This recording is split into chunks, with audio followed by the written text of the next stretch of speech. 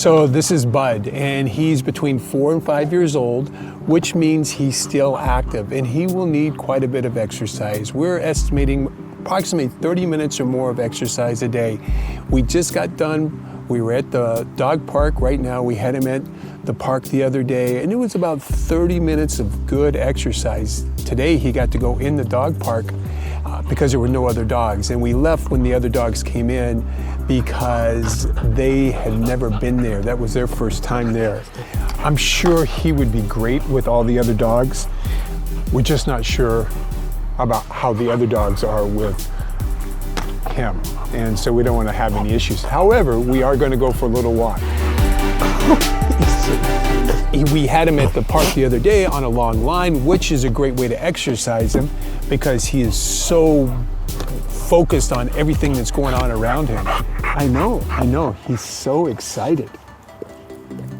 Oh, he's sweet. He is so sweet. So, 4 to 5 years of age, he gets along well with socialized dogs. He hasn't had any issues. Doesn't engage them, doesn't do a lot with them, but he's fine with them, and he's mostly focused on hunting around and seeing what's there. Very typical GSP in that sense. He wants to hunt the perimeter, check out what's there, see if there's any small animals or whatever he's interested in. We thought initially he didn't have a strong prey drive. We walked him by some birds at the feed store, some pigeons, and he didn't seem too impressed with them. But today he saw a duck, close proximity, and the prey drive kicked in, and he was all about that duck for that time. So we know he's got some prey drive in him. He behaves like it in the field. Very distracted, he knows sit, but as long as he's distracted, it's going to be hard to get him to train. So like most dogs and most GSPs, you want to make sure they get that exercise before you attempt to start training them. Otherwise, you're setting yourself up for failure. You have to train them after they've been exercised so they cut that edge. You get that edge off of them. It makes them a little bit more responsive to what you're working with and doing.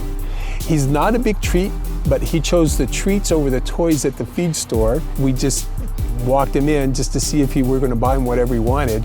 Ended up buying him a treat, and he was kind of like on the fence whether he liked it or not. We had him out with the trainer Nate with Good Dog, and Nate worked with him on the sit. Again, he wasn't really focused. He was still quite a bit distracted. It was right after we exercised him. He was on the long line, and he was more interested in what was still going on. So that makes it challenging. It's easier to work with them in a contained area with fewer distractions. So when you're watching the videos of them on YouTube or wherever you're watching, you notice they're in warehouses or in areas where there's not a lot going on. Sometimes out in the field, but GSPs tend to pay attention to the birds and the squirrels and the small furry animals outside that. So just a little something for you to know. We are looking for somebody.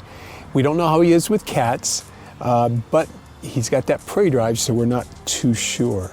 Bud is house trained. We had him yesterday just to check it out, and he knows how to use a doggy door, and he didn't have any accidents at the house. I will tell you there is a subnote to that. We can explain that further on if you're interested, but that generally means that you have to set him up for success.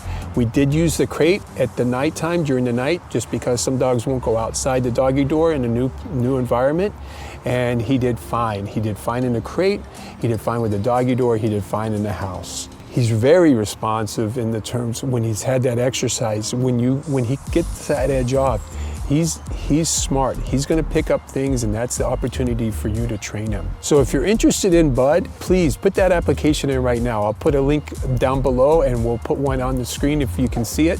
Click it and fill out that application. If you're unable to adopt, please consider liking and sharing this video.